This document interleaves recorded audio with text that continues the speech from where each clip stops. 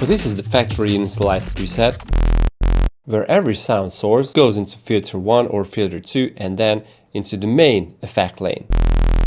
This is not very practical because, as you can see, we have 2 extra effects buses, and most of the times we process our subs not only our mid basses, because as pure sine wave won't help you much. For a good sub you have to have looking something like this. Why? Because you do need those extra higher overtones that cut through the mix even if you're listening to it on phone. If you have a look on the spectrum, you can see these extra hard overtones, the 3rd and the 5th harmonic, that is actually crucial to have a hard-hitting sub. Now luckily in SERUM2 we can do that because this routing option is an awesome tool. So first we need to process the sub, where in the initial preset it goes into filter 1, and we don't want to do that. So what is better to route all the oscillators, even the noise, go into filter 1. Then if you want you can route it into filter 2, and filter 2 goes to the main, so here in the effects on the main lane. But if you have the sub on the same chain you can easily kill the sub, and it is not very ideal again. So what I do instead, I don't let the sub go into filter 2, but instead I don't let it go anywhere. And I route it into bus 2, so the sub will go here, and because oscillator 1, 2, 3 and the noise oscillator go into filter 1, then filter 1 goes into filter 2. I don't route this chain of sound sources into the main effect lane, instead to bus 1. So once again, oscillator A, B, C and the noise oscillator go through filter 1 and filter 2 into bus 1, but the sub goes into bus 2. So right now we have 2 separate chains, the sub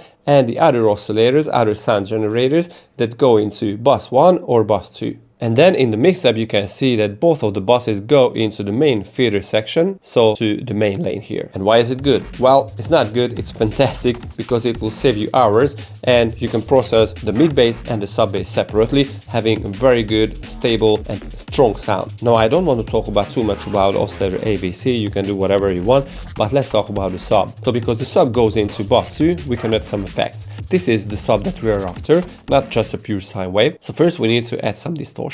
And instead the tube I want to go with a linear fold and pull it back until you have some nice extra boomy frequencies.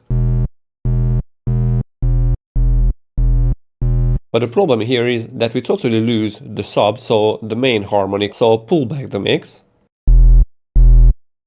And with this we are basically just mixing the higher overtones on the sub that we're already having. And because with the valuable overtones we created overtones that we don't need, use a post LP and just pull it back at around 120 or 150.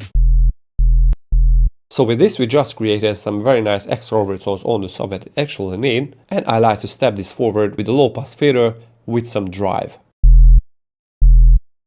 This is actually important to have a square-like sub that your track will be very thankful for. I like to use this slider to set the final output of the sub. And because right now the sub is having its own chain, we can introduce oscillator A, for example. That goes into filter 2 and we can add the same noise. And because it goes into bus 1, we can add a distortion on it. Maybe let's high pass it a bit.